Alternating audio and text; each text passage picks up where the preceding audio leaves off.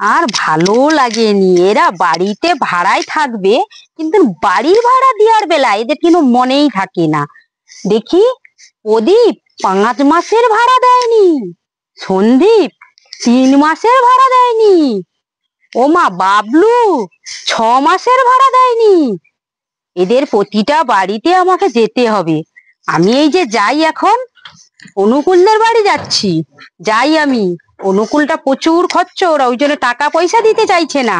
ওদের বাড়িতে যে আমি জিজ্ঞেস করছি কেন আমার এতদিনের টাকা পয়সা দেয়নি। কি ব্যাপার, ঘরে কেন কবাট লাগানা? বাড়ি ভাড়া 8 মাসের বাকি আছে।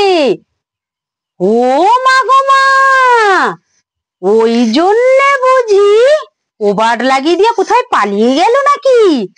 আমাকে দেখতে হবে, দেখি বাড়িতে আছে কিনা। দেখি, বাড়িতে সব বন্ধ, কোথায় গেল দেখতেও পাচ্ছি না। অনুকূল, ও অনুকূল, ছাড়াও দিচ্ছে না। মনে হয় বাড়ি ভাড়া দেওয়ার ভয়ে কবাট লাগিয়েছে। আমি জোরে জোরে মেরে ডাকবো যে আমার বাড়ি ভাড়া চাই। অনুকূল, ও অনুকূল। কি হয়েছে বৌমা? আমি বলছি যে তোমার যে 8 মাস হয়েছে বাড়ি ভাড়া দাওনি, আমি বাড়ি ভাড়া নিয়ে যাব আজকে।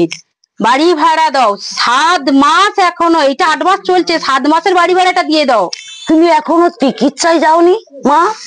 হ্যাঁ, চিকিৎসায় যাওনি? ভালোভাবে খাওয়া দাওয়া করো, সুস্থ ভাবে থাকো। হ্যাঁ হ্যাঁ, ঠিক থাকবে, শরীর তোমার ঠিক থাকবে, কাজকর্ম করবে না, বালতি টালতি তুলবে না, সাবধানে থাকবে মা। কি বলছো? আমি ঠিক বলছি মা। হ্যাঁ, ঠিক বলছি মা। আমি বাড়ি ভাড়া চাইছি।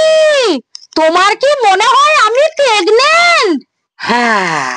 হাই ভগবান, আমি কোথায় যাই?